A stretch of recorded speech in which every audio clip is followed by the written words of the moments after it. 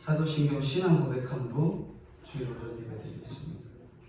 전능하사 천지를 만드신 하나님 아버지를 내가 믿사오며 그 외아들 우리 주 예수 그리스도를 믿사오니 이는 성령으로 잉태하사 동정녀 마리아에게 낳으시고 본디오 빌라도에게 고난을 받으사 십자가에 못 박혀 죽으시고 장사한 지 사흘 만에 죽은 자 가운데서 다시 살아나시며 하늘에 오르사 전능하신 하나님 우편에 앉아 계시다가 저리로서 산 자와 죽은 자를 심판하러 오시리라. 성령을 믿사오며 거룩한 공예와 성도가 서로 교통하는 것과 죄를 사하여 주시는 것과 몸이 다시 사는 것과 영원히 사는 것을 믿사옵나이다. 아멘. 기도하겠습니다. 거룩하시고 은혜가 풍성하신 주님, 주님의 은혜와 사랑을 진심으로 감사합니다. 때에 맞게 비를 주시고 상황에 맞게 이른 비와 늦은 비를 주시는 주님, 저희들에게 적재적소에 주님의 은혜와 사랑을 깨닫는 환경을 허락하시는 주님, 주님의 놀라운 은혜와 사랑을 진심으로 감사합니다. 하지만 저희는 연약하고 나약하여서 주님 주시는 귀한 믿음의 연단의 과정들을 겪으며 하나님 왜 이 환경을 주십니까? 왜 어찌하여 이러한 힘들고 어려운 환경을 저희에게 주십니까? 눈물을 흘리며 간구하지만 주님, 그 시간마다 필요한 간구와 주님께 매달리는 믿음의 역사들이 성도에게 있기를 간절히 바라오니 주님, 저희 믿음의 성도로서 원망과 불평이 아닌 주님께 매달림과 간구의 시간이 될 수 있도록 주님 은혜로 붙들어 주시고 인도해 주옵소서. 특별히 진짜 복이 있는 교회는 신앙 고백이 있는 교회라 말씀하여 주신 주님, 저희 하나님 보시기에 진짜 복이 있는 교회인지요? 성도마다 각자의 신앙 고백이 있어서 주님 아버지 앞에 상달돼 하나님께 기쁨이 되는 성도, 기쁨이 되는 교회, 기쁨이 되는 나라가 될 수 있도록 저희 대한민국과 저희 대한민국의 각 성도들을 은혜 가운데 지켜주시고 특별히 저희 동신교회 성도님들에게 은혜로 붙들어 주셔서 진짜 복이 있는 믿음의 성도로 준비되는 연단의 과정이 되도록 주님 도와주시옵소서. 하나님, 시국이 하나님 어렵고 힘듭니다. 주님, 이때에 믿는 성도로서 간구해야 할 것은 주님, 저희들의 믿음이 견고하게 되게 하시고 더욱 하나님께 매달리는 귀한 시간 되도록 하나님 은혜로 붙들어 주시고 인도하여 주옵소서 하는 이 믿음의 기도가 되기를 간절히 바라오니 주님, 성도들에게 힘들고 어려운 이 코로나의 환경 속에서도 주님 바라고 믿음으로 걸어가는 저와 성도님들 되도록 은혜로 함께하여 주시고 인도해 주옵소서. 이 시간도 저희들에게 필요한 십자가의 은혜들을 살펴보려 하오니 주님, 필요한 것이 영적으로 채워지고 돌아가도록 주님 은혜로 함께하여 주시고 인도해 주옵소서. 시종을 주님 아버지 앞에 맡겨드리오며 거룩하시고 은혜가 풍성하신 예수님의 이름으로 기도드리옵나이다. 아멘. 성경 말씀 보겠습니다. 성경 말씀은 마태복음 16장 21절입니다. 자신 줄 알고 제가 공독하겠습니다. 이때로부터 예수 그리스도께서 자기가 예루살렘에 올라가 장로들과 대제사장들과 서기관들에게 많은 고난을 받고 죽임을 당하고 제3일에 살아나야 할 것을 제자들에게 비로소 나타내시니 베드로가 예수를 붙들고 항변하여 이르되 주여 그리 마옵소서, 이 일이 결코 주께 미치지 아니하리이다. 예수께서 돌이키시며 베드로에게 이르시되 사탄아 내 뒤로 물러가라. 너는 나를 넘어지게 하는 자로다.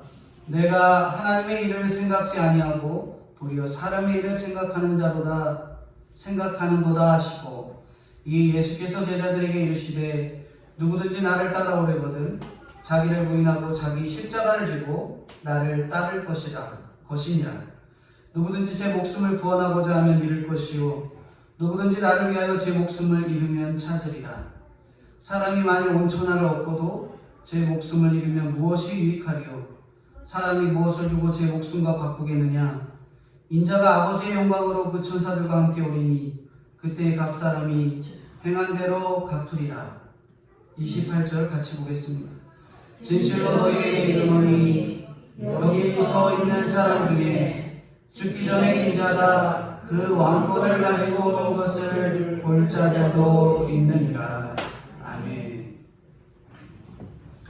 오늘 이 마태복음 16장 21절부터 28절까지 자기 십자가를 지고 나를 따르라 하시는 이 예수님의 말씀을 빗대어서 말씀의 제목이 자기 십자가를 지고 나를 따르라 하는 말씀의 제목입니다. 우리가 십자가를 지는 삶이라 그렇게 말해서 지금 겪는 모든 일, 회사든 가족이든 가족의 관계든 친구 관계든 힘들고 어려운 일을 겪으면서 이게 다 내가 십자가 지는 일이구나, 십자가 지는 일이구나 여기시는 분들이 있습니다. 하지만 분명히 할 것은 내가 욕심부리고 내가 고집대로 나아가다 겪는 어려움은 과연 십자가 지는 삶으로 겪는 어려움일까? 그렇게 말할 수 없다는 것을 저희들이 깨달아야 됩니다. 예수님께서 십자가를 지고 따르라 하신 말씀은 내 과욕에 따른 십자가를 지는 게 아니라 하나님께서 주신 환경 속에서 주님의 뜻을 바라고 자기 십자가, 특별히 주님을 찾는 강구의 귀한 십자가들을 지고 주님을 쫓는 것이 바로 십자가 지고 따르는 것. 특별히 십자가 지고 따르는 것은 내가 주님을 찾게 하는 일. 뭐라고요? 내가 주님을 찾게 하는 일. 그것이 바로 십자가 지는 일임을 깨닫고 오늘 십자가 지고 주님 쫓는 인생이 어떤 것인지, 특별히 십자가 지고 주님 따르는 인생이 어떠한 인생인지 몇 가지로 생각해 보고자 합니다. 첫 번째로 십자가 지고 주님 따르는 인생은 딱 이게 있어요. 고난이죠. 고난. 십자가 지고 주님 따르는 인생은 고난이 있습니다. 고난에 따른 죽음이 있고 그 죽음에 따른 부활이 있는 인생이 바로 십자가 지고 주님 따르는 인생입니다. 21절이에요. 21절 한번 읽어주십시오. 이때로부터 예수 그리스도께서 자기가 예루살렘에 올라가 장로들과 대제사장들과 서기관들에게 많은 고난을 받고 죽임을 당하고 제3일에 살아나야 할 것을 제자들에게 비로소 나타내시니. 네. 처음에 시작하는 게 이때로부터가 어느 때냐면 가이사랴 빌립보에서 베드로에게 신앙 고백, 확실한 신앙 고백을 들으신 그때, 이제 신앙 고백이 확실해지니까 아주 핵심적인 말씀을 하시는 거예요. 그게 뭐냐면 내가 이제 십자가에 고난받아 죽을 것이다. 그것을 이제 말씀하는 거죠. 주님이 이렇게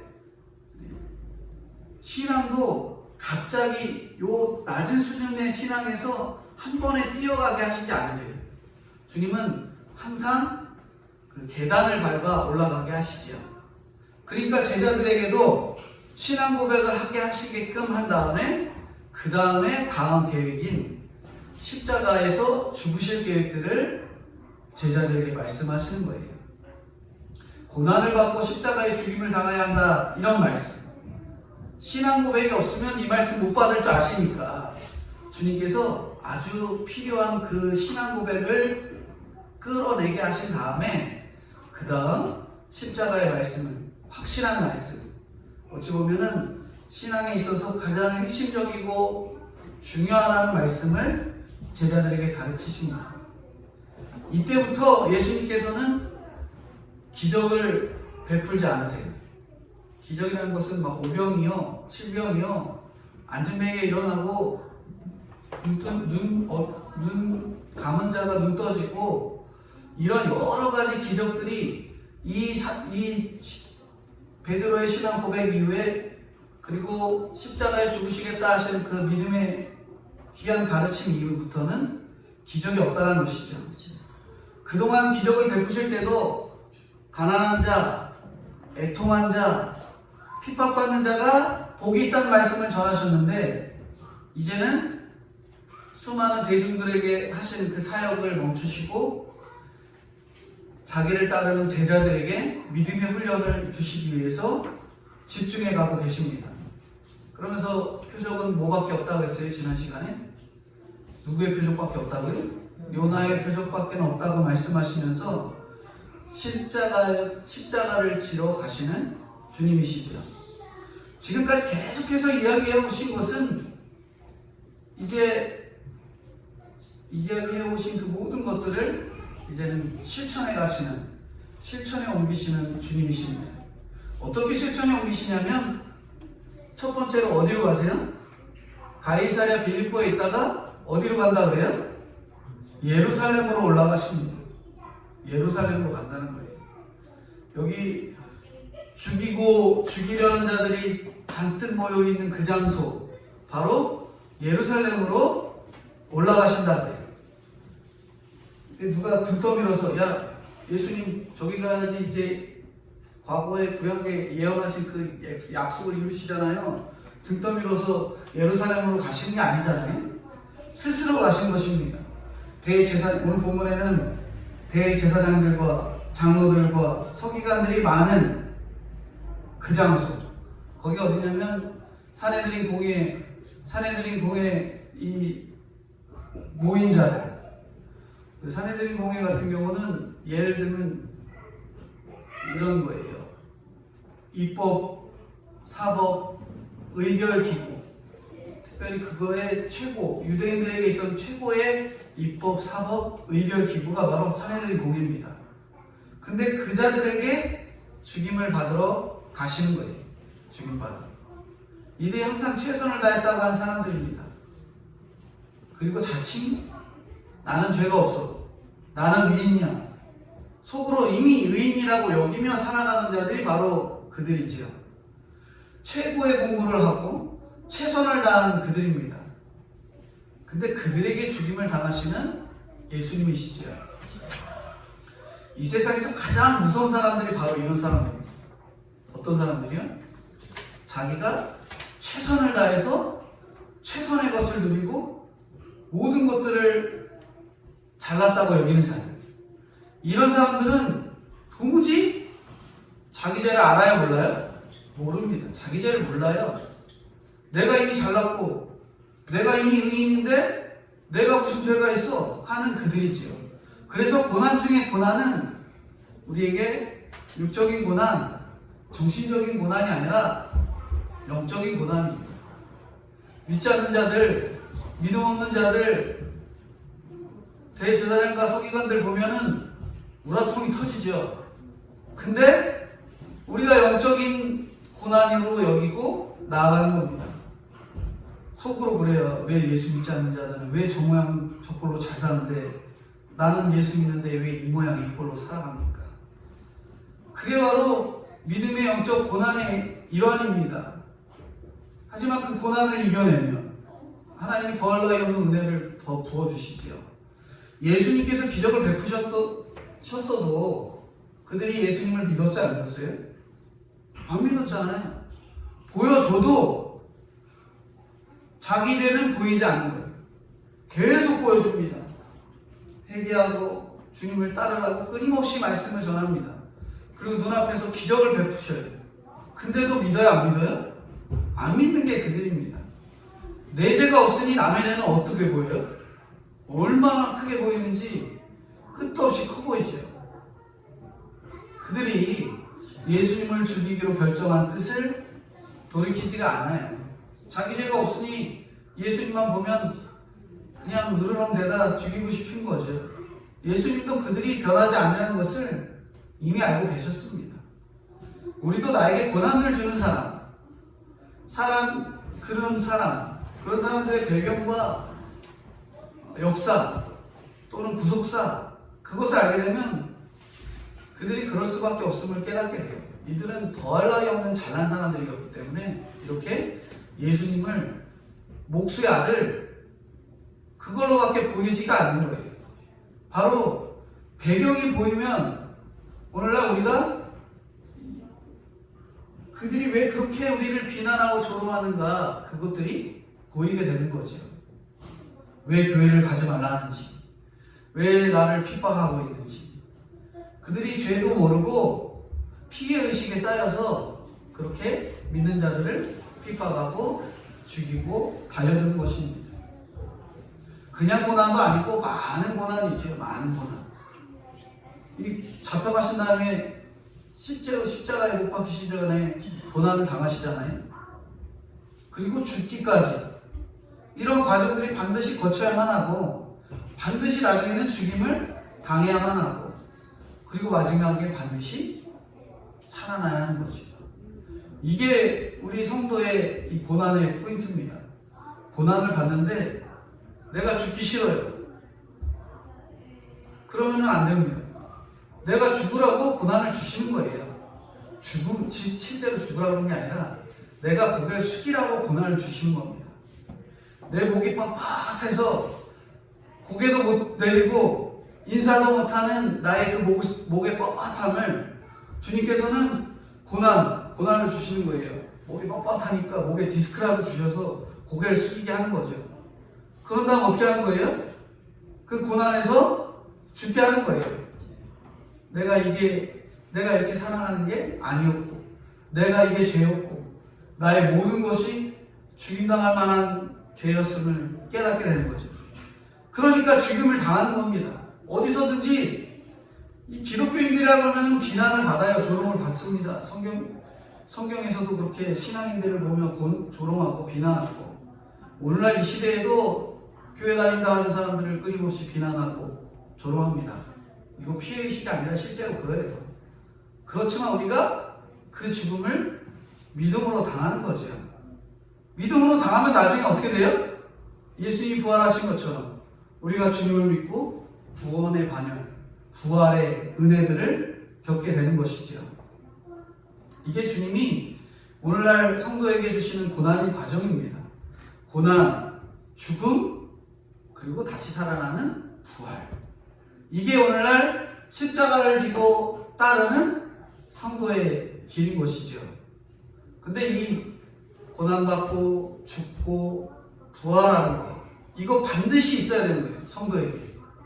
해도 되고 안 해도 되는 게 아니에요.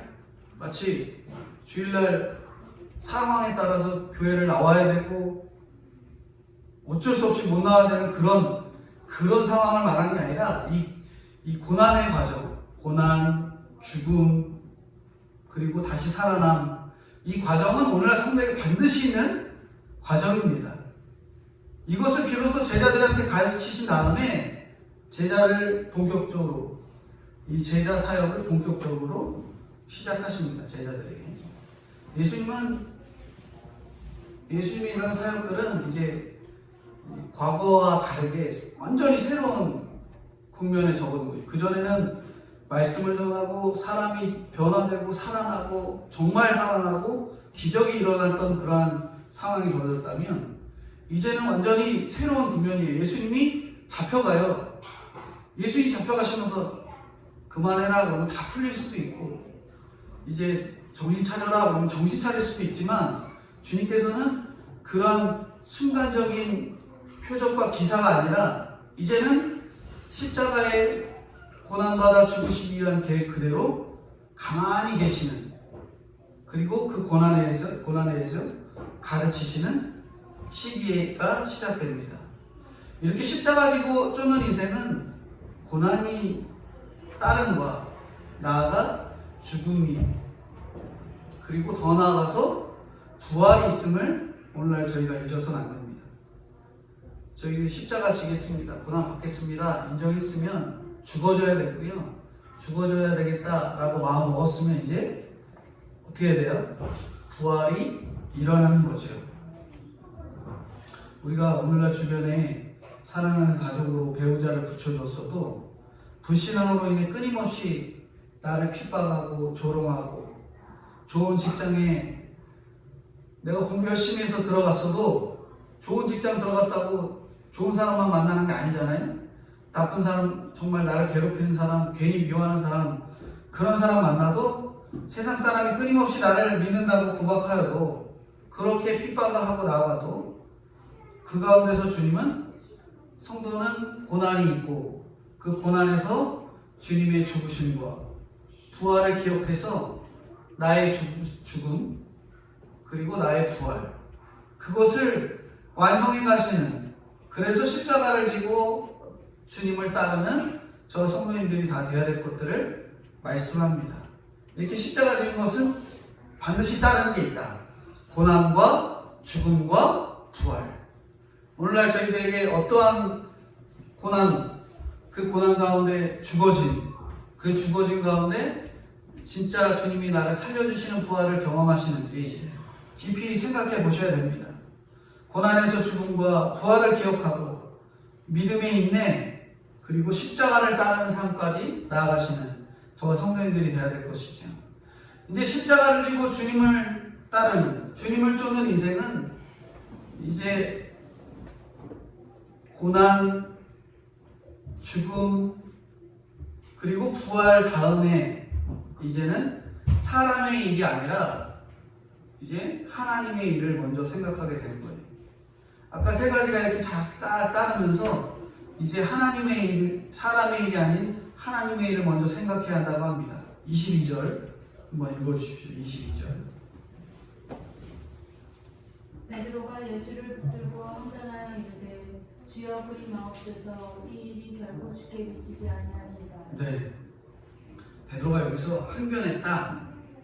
항변했다라는 뜻은 언어적으로 뭔 뜻이냐면 예수님을 꾸짖었다라는, 왜 그래?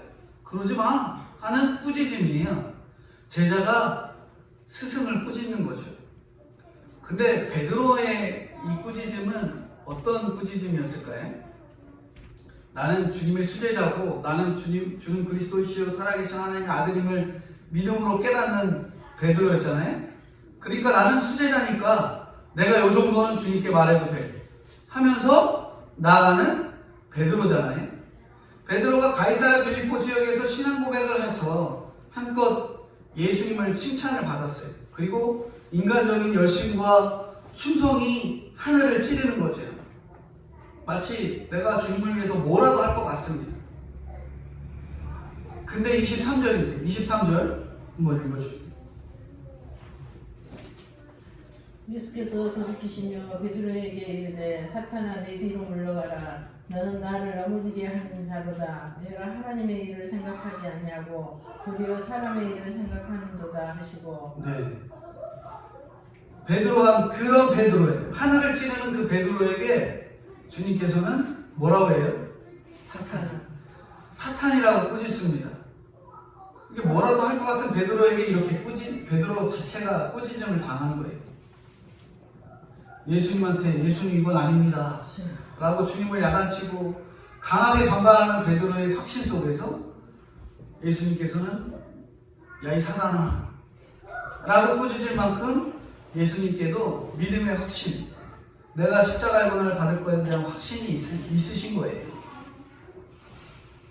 우리는 베드로의 말과 예수님의 말, 어떤 것을 쫓아야 할까? 베드로의 말일까? 예수님의 말씀이신가? 당연히 예수님의 말씀이시겠죠. 예수 믿는 사람도 역시 베드로와 같이 실수를 할 수 있다는 거예요. 실수가 있다는 거죠.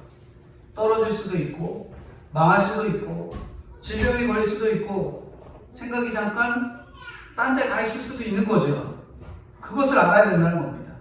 이제 그런 환경에서 제3일에 살아나야 하는 것을 보여줘야 하는 거예요. 인류 구원을 위해서 예수님이 이렇게 말씀하시는 거예요.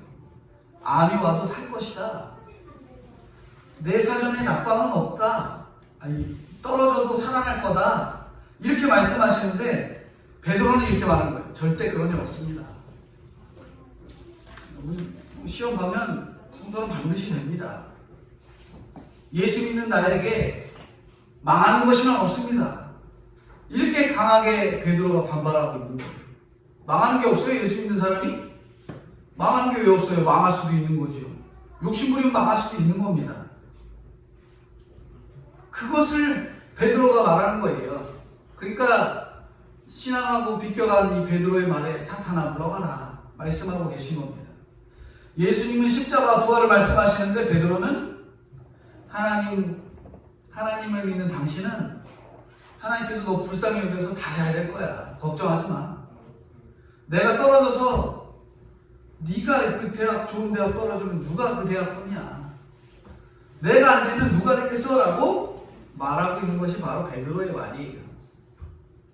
아무리 사랑한다고 해도 이것은 구속사를 방해하는 모습입니다. 아파서 그리고 망해서 혹은 세상적으로는 부부가 결혼해서 잘 살다가 제일 어려운 게 뭐예요? 이혼하는 거죠. 이혼을 통해서 구원이 임한다면 구원 즉 상황과 형편과 어려운 일들 속에서 주님을 찾게 되고 주님을 고백하게 되고 신앙을 고백하게 되고 주님을 따르게 된다면 이보다 더 큰 복이 없는 거죠. 이것이 이 시대의 표적을 보는 것입니다. 우리 눈앞에서 잘 되는 것 이상을 못 넘어가고 이렇게 벌벌 떱니다. 예수님은 인류를 구원하시기 위해서 죽어야 한다고 하시는데 베드로는 뭐라고 말하는 거예요? 믿는 자에게 능치 못함이 없다. 이렇게 말하고 있는 겁니다. 그러니까 예수님께서는 여기서 이런 말씀을 하고 계신데 베드로는 엉뚱하게 여겨갖고 여기만 하고 있는 거예요. 그러니까 말이 통하지가 않는 거죠. 말이 통하지도 않고 제대로 이해하지 못하는 베드로에게 번쩍 깨닫게 하시기 위해서 사탄아 물러가라. 그렇게 말씀하고 계십니다. 예수 믿는 자는 절대 가난하게 살지 않는다. 하나님이 사랑하는 자에게는 절대 고난을 주시지 않는다. 그렇게 말하고 있어요.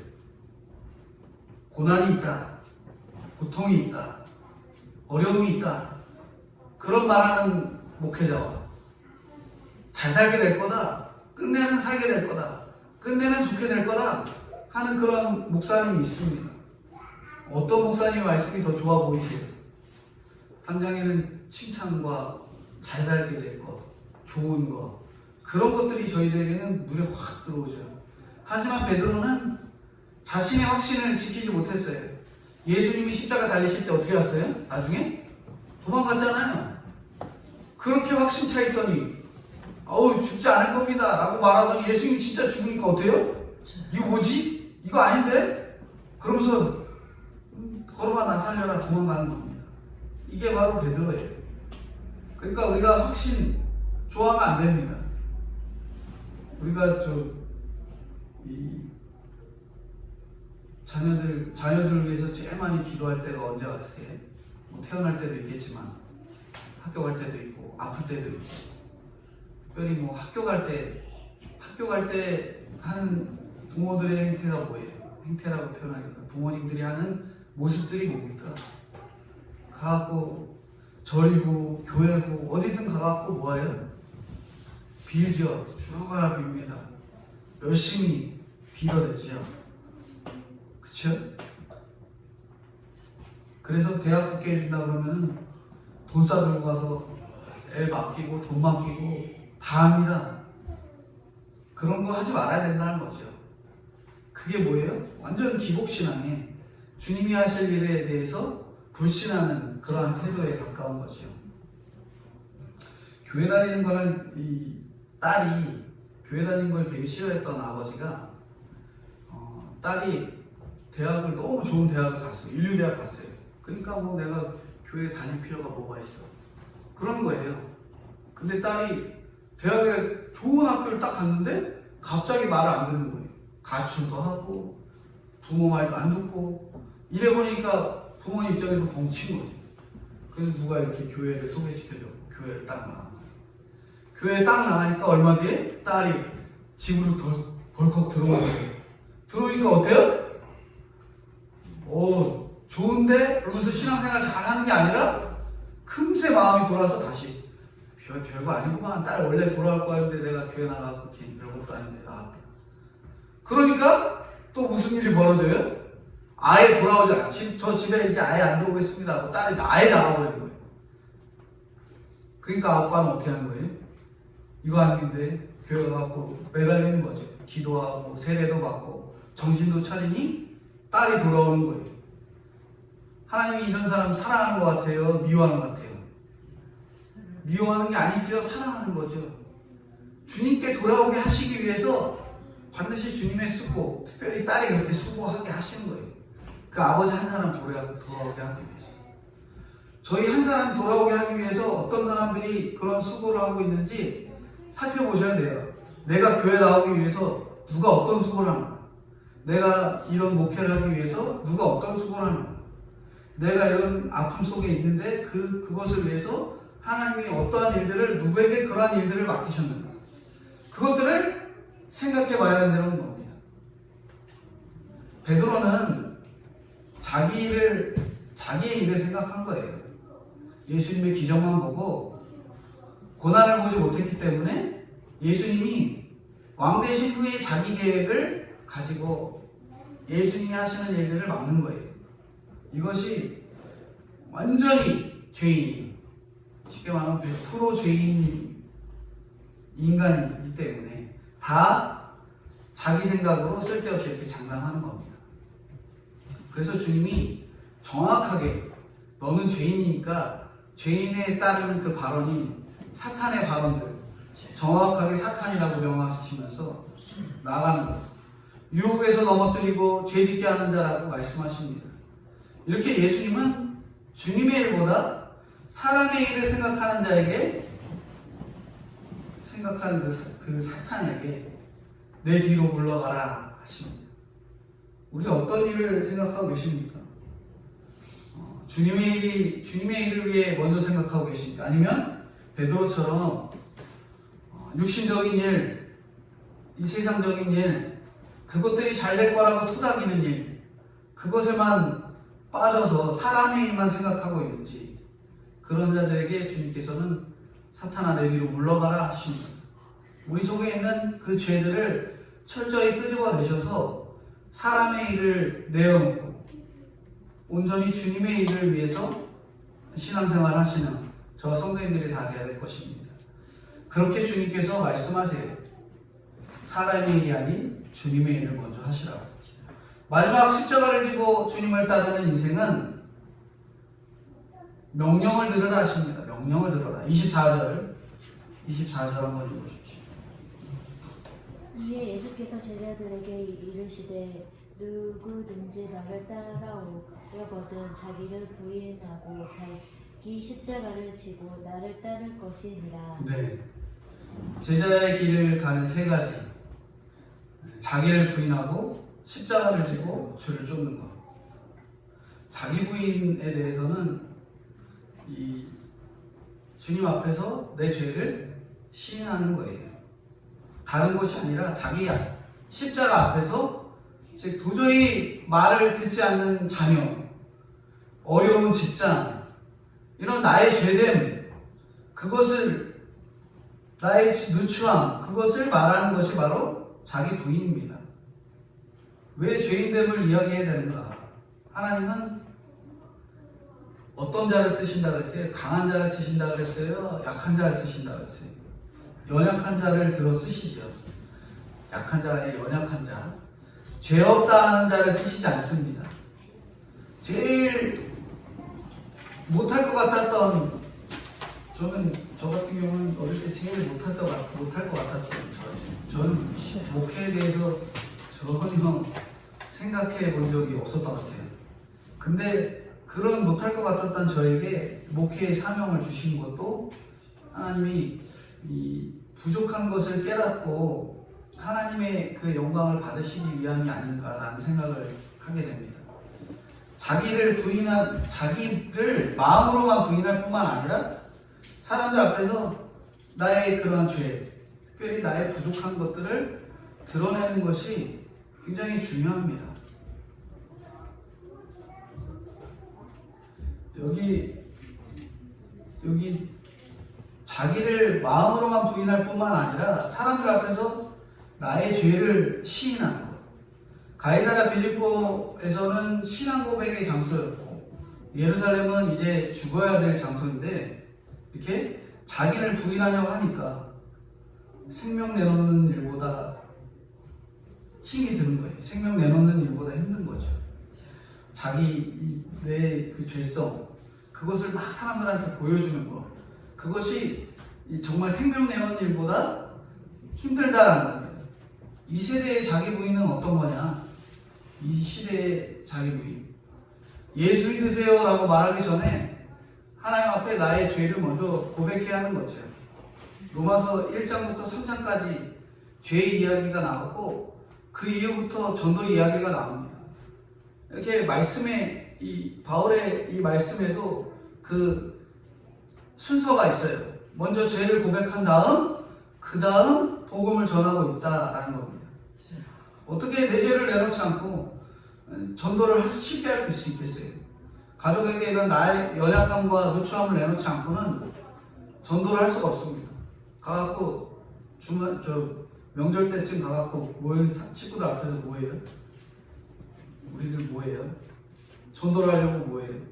내가 교회 나갔더니 이게 좋았고 저게 좋고 이게 잘났고 저게 잘났고 이걸 하기보다는 내가 이런 연약한 부분이 있었고 나의 연약한 부분들을 말씀을 통해 깨닫게 되었고 그것을 통해 내가 정말 쓰러질 수밖에 없었지만 이런 말씀의 회복의 은혜가 있었다 라는 이러한 순서가 있어야지 그냥 나 잘났다 너 잘났다 이런 소리만 하면 전도는 물 건너가는 일이 되고 맙니다. 이렇게 우리가 이 나의 연약함 특별히 나의 누추함까지도 잘 드러내는 훈련이 돼 있어야 복음을 전하는 일에 준비가 될 수 있는 겁니다. 우리 부끄러운 세상 사람들 보면은 이 부끄러운 것들을 뭐라고 말하냐, 뭐 학벌이니 뭐니 이런 얘기하죠. 사업이 망했니, 뭐했니 이런 부끄러운 일들을 말합니다. 자기를 부인하고 자기 십자가를 지라고 하셨지 자기 가까운 가족들을 부인하고 남의 십자가 지라고 하지 않으셨어요. 이야기해도 남의 이야기, 먼 식구들 이야기, 자식들 이야기 맨 나중에 나오는 이야기가 뭐예요? 자기 이야기죠. 자기 이야기. 비난의 이야기. 나는 이런 게 부족하다. 부족하다라는 것들을 얘기할 때 누구부터 얘기해요? 나부터 부족하다라고 얘기 안 하고 항상 먼 사람부터 빙글빙글 돌아다가 맨 마지막에 나는 요만큼 요게 부족해. 이렇게 표현하잖아요. 그러니까 우리가 자기 죄를 시인하는 것이 굉장히 어렵다는 걸 저희들이 잘 알게 되잖아요. 저는 어떤 게 제일 부끄러운 일일까 이렇게 생각해 봤어요. 저는 이 공부를 진짜 안 했거든요. 공부를 진짜 안 해서 고등학교, 중학교 때 성적 보면은 정말 가관이 부분이 정말 저에게 있어서 가장 부끄러운 부분이지요. 특별히 대학교 갈 때도 전 뭐 대학 갈 생각 없었어요. 근데 원서 내리니까 내래도 전혀 생각한 마음 뭐 어디 가야 되겠다라는 생각도 없었고 마음이 없었는데 정말 어디 한번 넣어봐라 해서 너무 넣은 거예요. 근데 거기를 들어가게 될 때도 정말 뒤에서 맨 뒤에 붙었거든요. 가지도 못한 성적이었고 그런데도 대학이라는 거 특별히 하나님께서 저를 너무나 사랑하셔서 신학교를 보내주셨죠. 신학교 못 들어가려면 또 못 들어가요. 근데 하나님이 딱 붙여주신 거예요. 이런 말들은 별로 저는 옛날에는 하고 싶지 않았습니다. 제가 학교 꼴통으로 들어갔어요. 이런 얘기 누가 쉽게 할 수 있겠어요? 근데 이런 얘기를 할 수 있는 것은 하나님의 은혜가 있었다라는 것을 믿음으로 경험했기 때문에 말할 수 있는 거예요.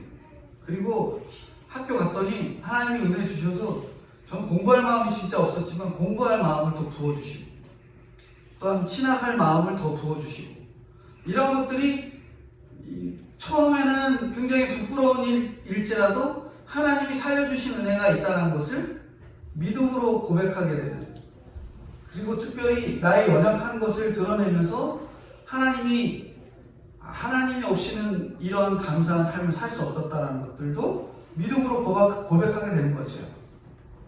제가 제일기에 들어갔어도 부끄럽지 않고, 제가 공부 못한 것도 부끄럽지도 않습니다. 제가 잘했으면 어땠을 것 같으세요? 열심히 해서 잘했으면 저 잘났다고 제가 하는 일로 잘했겠죠. 이게 저의 이야기입니다. 저희 성도님들마다 각자의 그런 부끄러운 것들이 있어요. 그런 부족한 것들, 자기 분해야 될 것들이 오늘날 하나님 아버지 앞에 내놓아야 될 가장 자기 부인에 필요한 조건들입니다. 우리가 나 잘난 맛에 살면은 절대 하나님의 덕을 말할 수가 없습니다.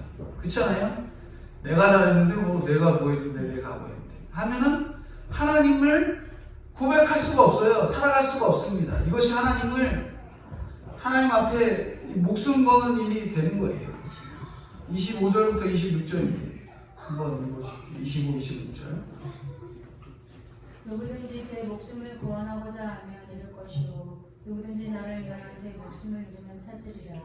사람이 만일 온 천하를 얻고 제 목숨을 잃으면 무엇이 유익하리요?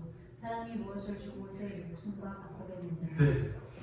주님 때문에 목숨을 잃고자 하면 영원히 살고 종말의 육체까지 부활하지만 내 목숨만 살고자 하면은 영육간 모든 목숨을 잃는다 말씀하는 거예요. 가장 중요한 목숨을 얻는 길은 자기 십자가 지고 구원을 위해 사는 이 제자의 길을 걸어가는 것입니다. 한 영혼을 위해 목숨을 내놓고 기도해야 나도 살고 그 목숨도 살려낼 수 있는 겁니다. 그 한 사람을 영혼을 위해서 내가 죽어가도록 노력을 해야 나도 살고 그 사람도 사는 거예요. 이게 바로 주님이 말씀하시는 이 복음을 전하는 제자의 길입니다. 내 육신 죽고 기도한 사람이 구원되는 것이 무슨 유익인가 하는 생각을 갖는 사람들이 많잖아요. 자기는 죽었는데 뭐 다른 사람한테 저렇게 죽어라 열심히 편해. 그렇지만 성경은 온 천하보다 영원히 귀함을 알게 하시고 말씀하시기 때문에 남이 아닌 내가 죽기로 결단할 수 있게 은혜를 베풀어 주시고 그 내 죽음에 결단한 자에게 더할 나위 없는 은혜를 허락하시죠. 이렇게 자기 부인은 생명을 주는 것만큼 중요합니다. 자기를 부인한 천하보다 귀한 것이 구원받는 생명이라고 말씀하시고 내 생명을 내놓으면 다른 사람의 영생을 위해 기도하는 인생이 될 수 있는 것입니다. 그렇게 말씀하세요. 27절 같이 읽겠습니다. 인자가 아버지의 영광으로 그 천사들과 함께 오리니 그때 각 사람이 행한 대로 갚으리라. 내가 자기 부인하고 십자가 지면 하나님께서 갚아주십니다. 그러므로 사람에게 보상받으려고 하지 마세요. 저는 어떤 보상을 받아야 될까 고민을 많이 해봤거든요. 저는 자녀들을 향해서 늘 그런 마음인 것 같아요. 자녀들 자꾸 나무라고 징계하고 하지 말라고 하는 게 내가 키웠으니까 너네들이 이 정도 나에게 해줘야 돼. 이런 보상을 받으려고 하는 마음이 있습니다. 그러니까 자녀들한테 더 강압적이 되는 것 같아요. 근데 보상받으려고 하지 말라는 거예요. 자녀가 구원받으면 그 이상의 보상이 어디 있겠어요? 같이 천국 가는 보상이 최고의 보상이라 할 수 있는 것이지요. 28절 마지막 절입니다. 진실로 너희에게 이르노니 여기 서 있는 사람 중에 죽기 전에 인자가 그 왕권을 가지고 오는 것을 볼 자들도 있느니라. 이렇게 인자가 오실 때 내가 무엇을 중히 여기고 살았는지 갚아주시는 겁니다. 자기 부인하고 십자가 잘 지는 사람은 이 땅에서도 왕권을 보고 천국을 누리는 삶을 살게 되는 거예요. 그러니까 우리가 이 땅에서 고난받고 십자가 지는 그리고 부활을 산소망을 살아가는 사람들은 이 땅이 바로 천국이에요. 한 사람이라도 살려내니 얼마나 기뻐요. 그런 마음으로 살아가는 거죠. 우리의 삶을 보장해주는 최선의 방책은 다른 것이 아니라 십자가죠. 십자가. 가이사랴 빌립보에서 예루살렘으로 가라고 하면 두 부류로 답이 나뉘는 겁니다. 가면 저는 갑니다. 저는 못 갑니다. 예수님은 간다 하시고 베드로는 못 간다 해요. 그렇게 말하고 있습니다. 오늘 결론적으로 말씀드리면 자기 십자가를 지고 예수님을 쫓는 일은 많은 고난을 받고 죽임을 당하는 가운데서 살아가는 겁니다. 우리가 십자가 지는 것, 고난받고 죽임당하는 가운데서 하나님 바라보고 믿음으로 살아가는 겁니다. 그러기 위해서는 하나님의 일을 생각하래요. 누구를 생각하라고요? 하나님의 일. 사람의 일 생각하지 말아야 됩니다. 베드로의 확신과 주님의 확신을 분별할 줄 알아요. 베드로의 말이 얼마나 달콤해요. 잘 될 거다. 죽지 않을 거다. 병 나을 거다. 잘 될 거다라는 말 얼마나 좋아요. 근데 예수님은 죽을 거다. 고난받을 거다. 고통받을 거다 하는 그 말에 우리는 어떤 게 더 귀가 솔깃하십니까? 예수님의 말씀처럼 죽음을 잘 당해낼 때 부활이 있다 하십니다.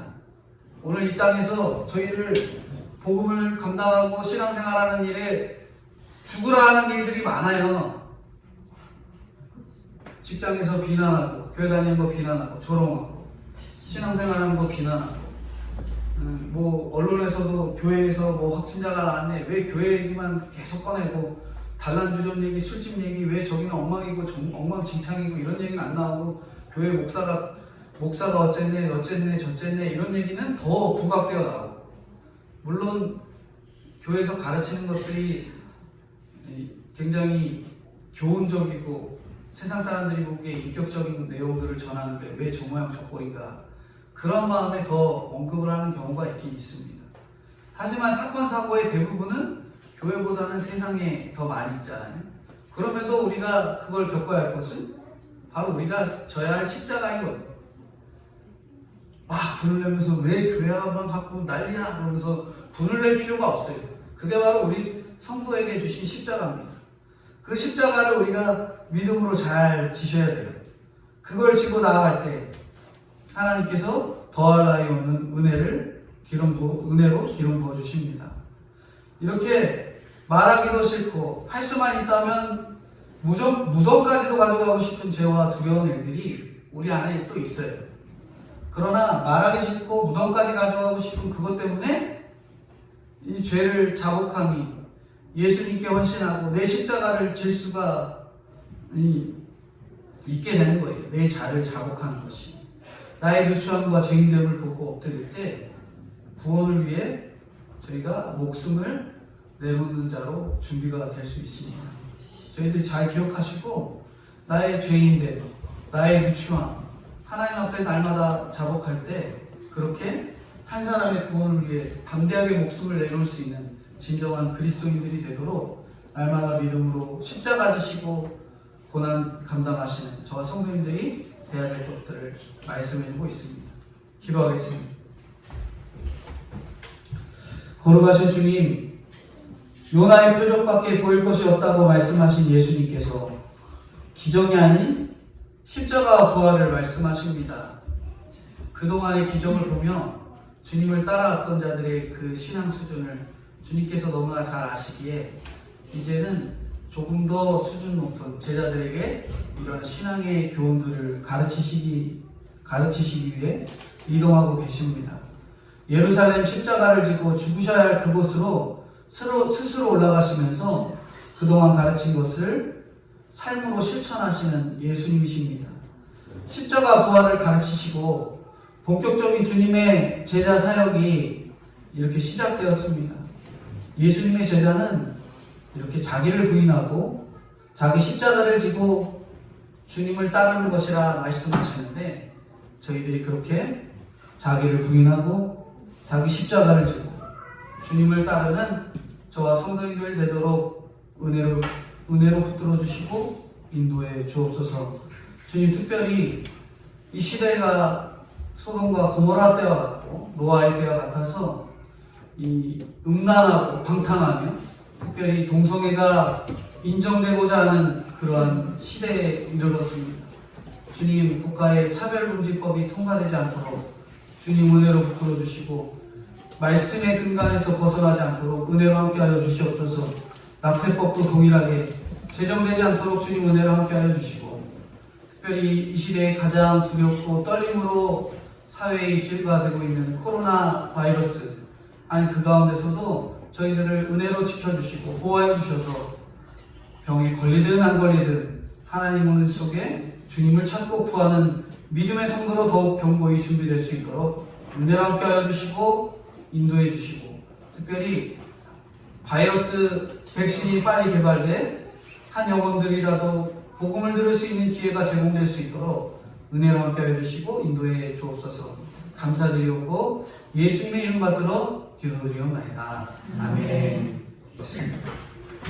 지금은 우리 주 예수 그리스도의 은혜와 아버지 하나님의 무한하신 사랑하심과 성령님의 교통 감화 인도하심이 나의 십자가, 주님이 주신 그 십자가를 지고 주님을 쫓는 저와 동식교회 성도님들의 머리 위에 영원토록 함께 계실지어다.